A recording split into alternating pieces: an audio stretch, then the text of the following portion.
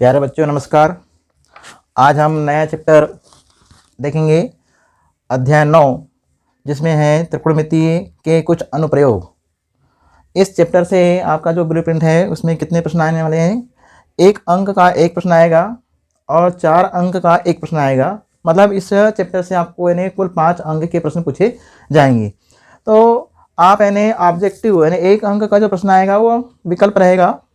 अब विकल्प यानी किस तरह का रहता है वो हम बताएंगे अभी आपको।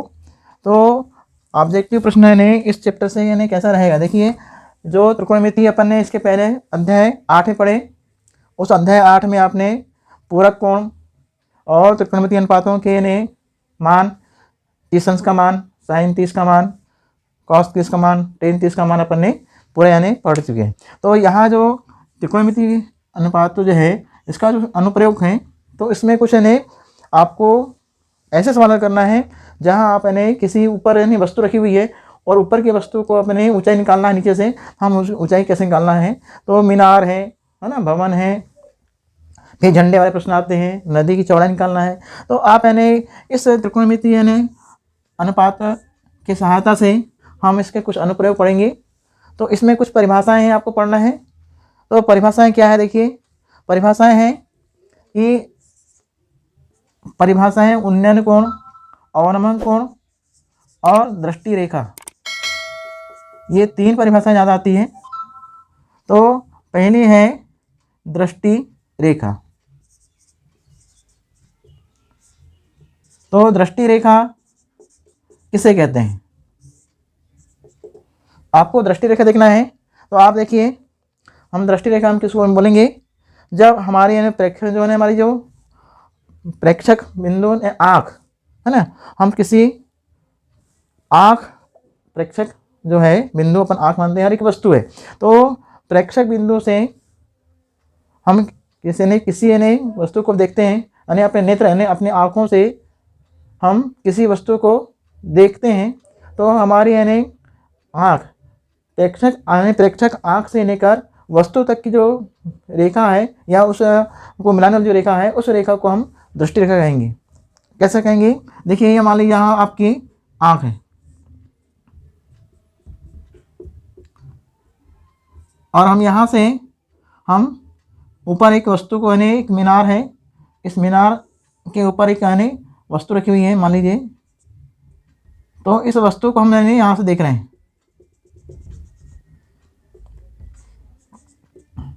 तो ये जो हम यानी यहाँ से हम देख रहे हैं, तो इस रेखा का नाम है दृष्टि रेखा।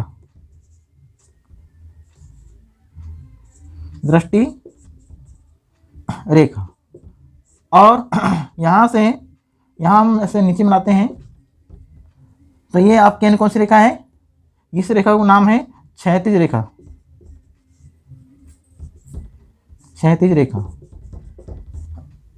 अब यानी परिभाषा हम बता रहे हैं, केवल अभी ओनली दृष्टि रेखा की परिभाषा बता रहे हैं कि हम यहाँ लिखेंगे किसी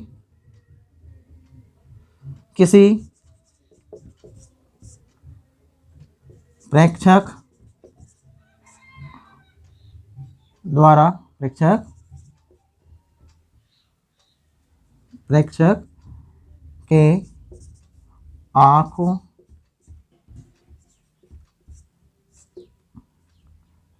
से प्रेक्षक के आँख से वस्तु किसी वस्तु को आँख से, ये हमने हमारी आँख है, इस आँख से हमें यहाँ एक वस्तु है, इस वस्तु को हम यहाँ से देख रहे हैं। तो इस वस्तु को जो मिलाने वाली जो रेखा है, तो इस वस्तु को मिलाने वाली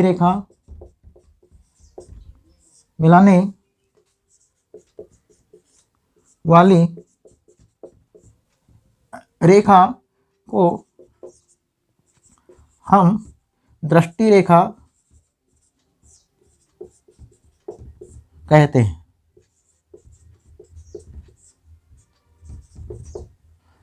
ये यानी परिभाषा परीक्षा में आती है।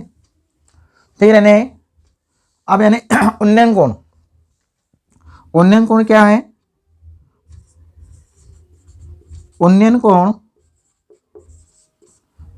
की परिभाषा होती है तो जब हम किसी वस्तु को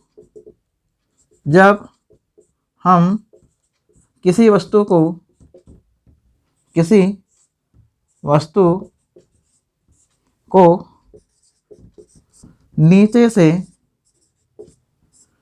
से ऊपर देखना है, नीचे से हम ऊपर देखना है, तो नीचे से ऊपर देखने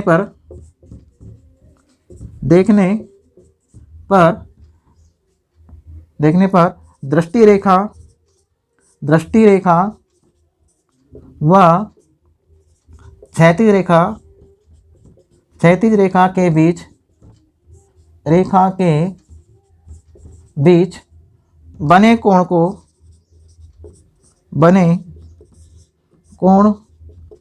को हम उन्नयन कोण कहते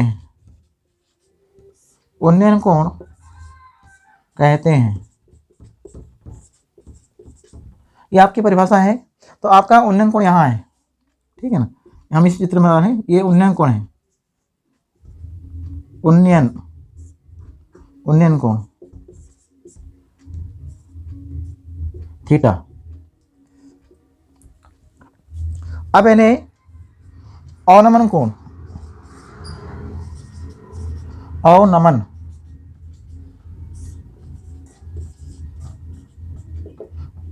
इस अवनमन कोण की क्या होती है परिभाषा? देखिए, यहाँ एक वस्तु रखी हुई है, और हम इस वस्तु को किसी छत पे या मीनार के ऊपर हम चढ़ गए, भवन के ऊपर, और भवन के ऊपर चढ़ने पर यहाँ से हम इन्हें अपनी आँखों से देख रहे हैं।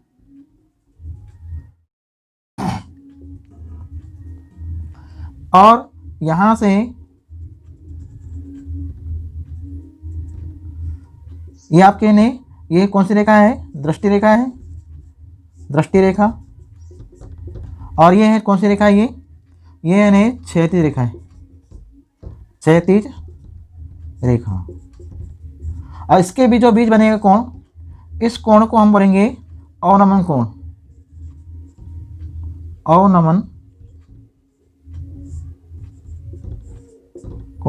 तो अवनमन कोण यहाँ बनता है ना। तो देखिए, अवनमन कोण कहाँ बना? ऊपर। अपन इसकी परिभाषा क्या लिखेंगे? यहाँ लिखेंगे, जब हम किसी वस्तु को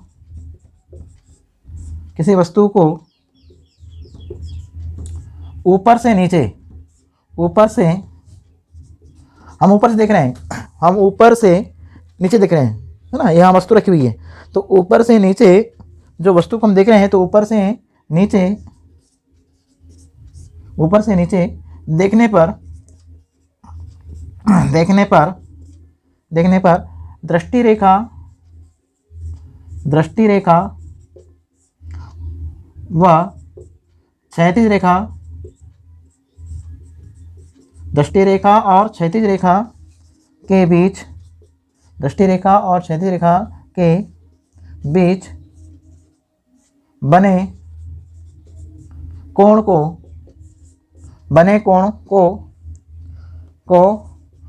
हम अवनमन कोण कहते हैं। तो इस प्रकार से यानी परिभाषा आपको याद करना है।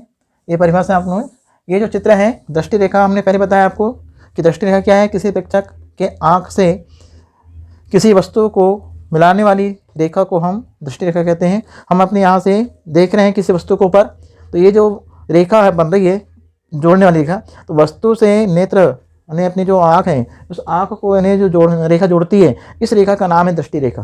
तो दृष्टि रेखा और एक क्षैतिज रेखा के बीच बनने वाले कोण को हम कहते हैं उन्नयन कोण। जब हम वस्तु को नीचे से ऊपर देख रहे हैं, तो हम यहाँ लिख दिया नीचे, जब हम किसी वस्तु को नीचे से ऊपर देखते हैं, तो हम दृष्टि रेखा व क्षैतिज रेखा के बीच बने कोण को हम उन्नयन कोण कहते हैं। उसका उल्टा, जब हम किसी वस्तु को ऊपर से नीचे देख रहे हैं, ऊपर यानी भवन के ऊपर चढ़े और भवन के ऊपर से हम नीचे देख रहे हैं। यहाँ ये बना है नेत्र, यहाँ से हम नीचे देख रहे हैं वस्तु को। इस वस्तु को देखने से और ये जो क्षैतिज रेखा है इस पे बीच बने कोण को हम कहते हैं अवनमन कोण। ठीक है ना। तो अवनमन कोण की परिभाषा हो गई। तो ये परिभाषाएं आपको यानी याद करना है।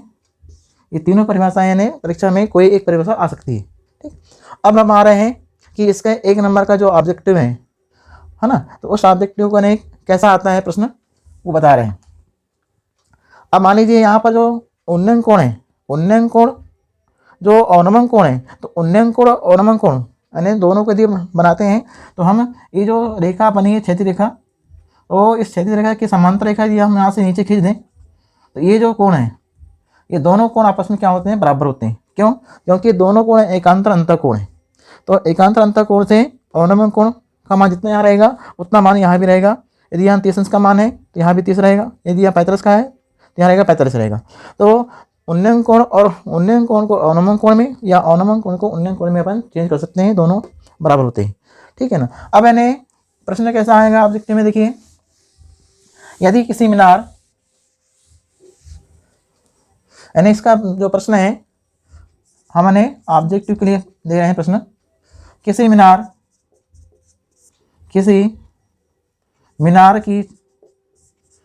की छाया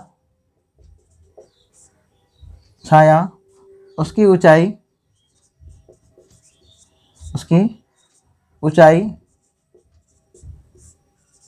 के बराबर है। किसी मीनार की छाया उसकी ऊंचाई के बराबर हो तो उस समय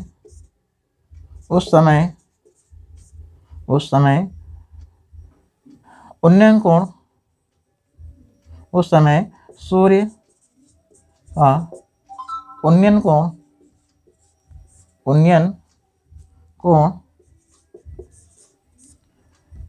कितना होगा,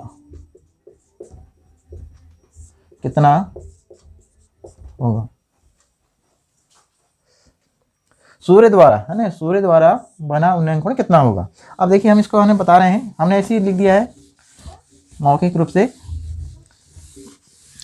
यदि किसी मीनार की छाया और उसकी ऊंचाई बराबर हो, देखिए हम चित्र बना रहे हैं, ये आपकी ये मीनार है, ये उसकी छाया है, दोनों बराबर हैं, दोनों की लंबाई बराबर है, ये दोनों बराबर हैं।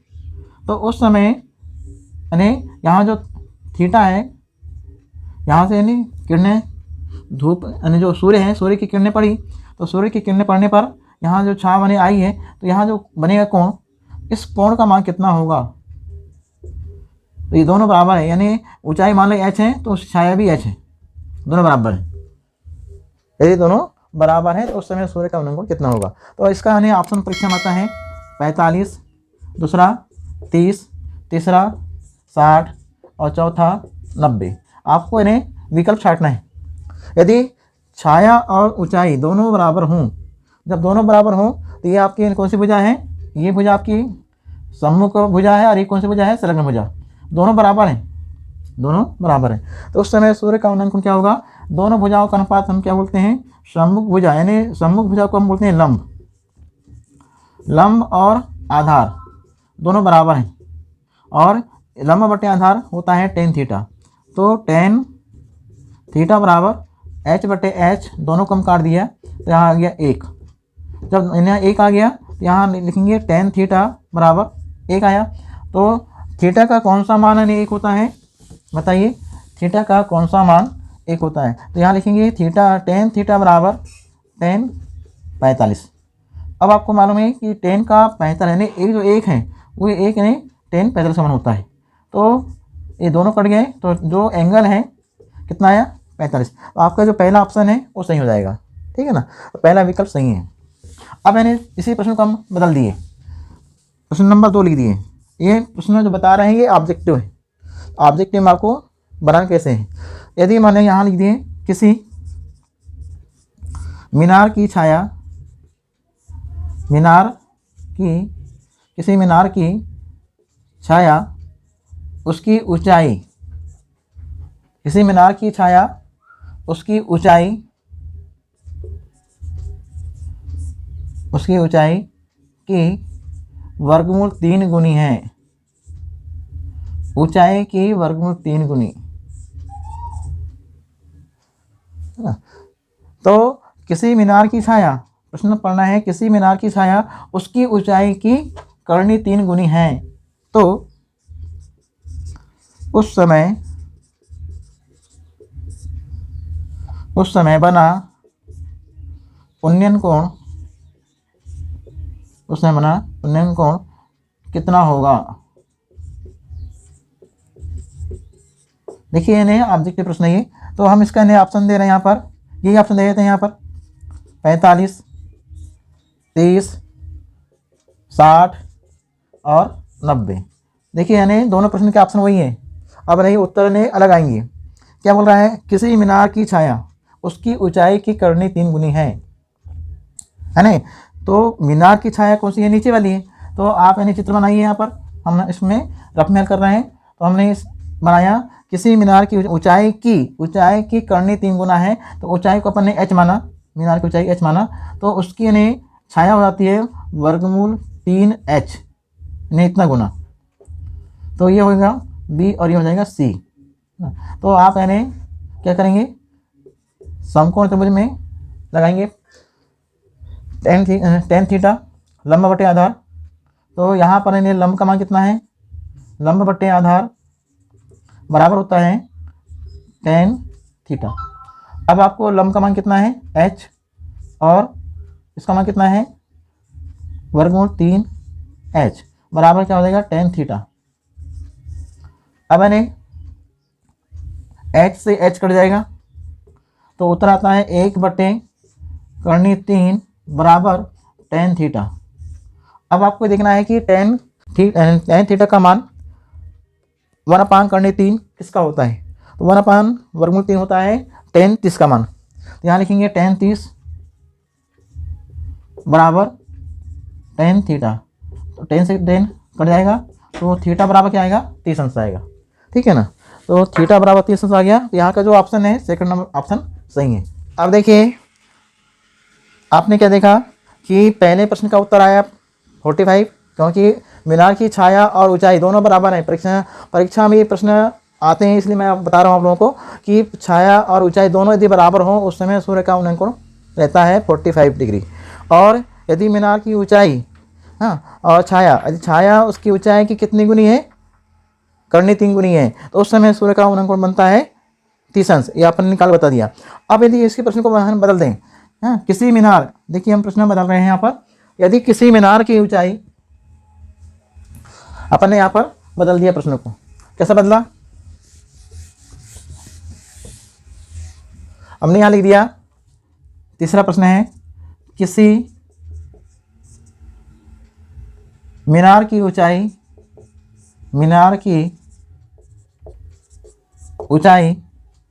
उसकी छाया मतलब परछाई, तो उसकी छाया की वर्गमूल 3 गुनी है। ये प्रश्न परीक्षा में आते हैं। तो उस समय बना उन्नयन कोण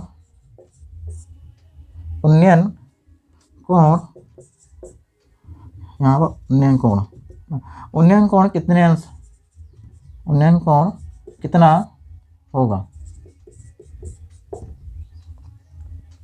अब यहाँ देखिए, यहाँ प्रश्न क्या कह रहा है, यहाँ हम हल कर रहे हैं, चित्र बना रहे हैं, किसी मीनार की ऊंचाई उसकी छाया यानी छाया की करनी 3 गुना है।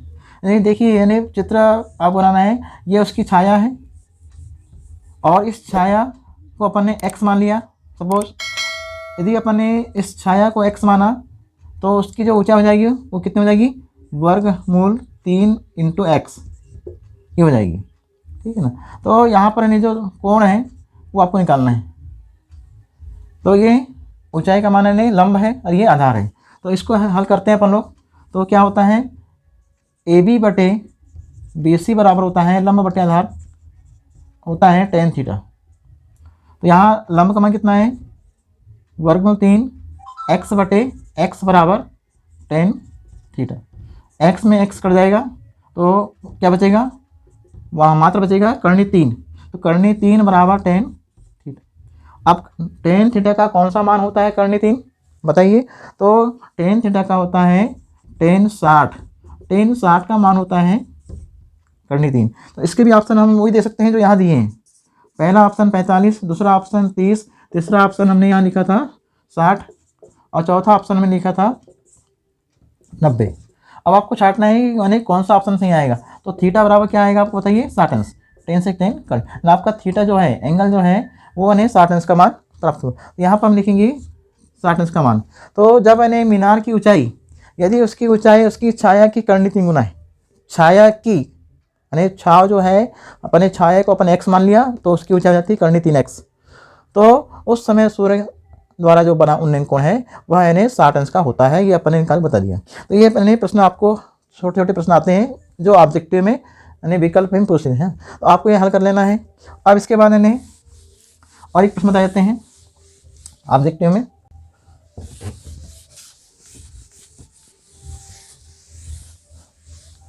हमने यहाँ बता दिया यदि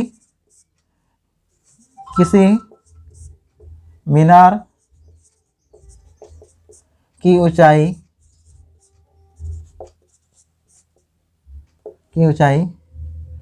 200 मीटर है तथा बिंदु से किसी बिंदु से सूर्य का उन्नयन कोण 45 अंश हो, 45 अंश हो तो उस बिंदु से मीनार तक की क्षैतिज दूरी कितनी होगी, यानी कितनी होगी। देखिए हम इससे चित्र बनाएंगे। ये मान लीजिए आपका 200 मीटर ऊंचा मीनार है और इस 200 मीटर ऊंचे मीनार से यहाँ पर अनेक बिंदु है। किसी बिंदु से इस मीनार की जो चोटी है तो इस चोटी का उन्नयन कोण कितना बन रहा है, ये बना है 45 अंश। किसी मीनार की चोटी का उन्नयन कोण किसी बिंदु से ये बन गया 45 अंश। अब यानी हल करेंगे इसको, मान लीजिए तो कितना आएगा ABC। यहाँ पर यानी ऊंचाई का मान है तो इस बिंदु से सी बिंदु से जो मीनार का जो आधार है, मीनार के आधार है ना, मीनार तक की जो क्षैतिज दूरी है वो आपको निकालना है। तो मीनार के आधार तक की जो दूरी है आपको निकालना है आधा, तो ये आपको x मानना है। ठीक, अपन यहाँ इसको हल करेंगे। इसके ऑप्शन क्या आ सकते हैं, इसके ऑप्शन आ सकते हैं 100 मीटर, दूसरा आएगा 200 मीटर, तीसरा आएगा 400 मीटर, फिर पांचवा आ जाएगा पहला, दूसरा, तीसरा, चौथा। तो चौथे में अपन गिनेंगे 50 मीटर। ये ऑप्शन है अपने मन से लिख दिए अपन ने। अब इसको हल करते हैं। देखिए कितना रहा है, यानी AB भुजा आपकी लंब है, BC भुजा आधार है, तो लंब बट्टे आधार क्या होता है tan थीटा, है ना। अब यानी AB का मान है 200 और BC का मान है x बराबर और थीटा का मान है 45। शॉर्ट में बता रहे हैं कि यहाँ पर tan 45 मान कितना होता है 1, 200 बटे x बराबर कितना आया 1। अब x में यहाँ करो गुणा, तिरछा गुणा, तो तिरछे गुणा करने से होगा x बराबर 200 मीटर।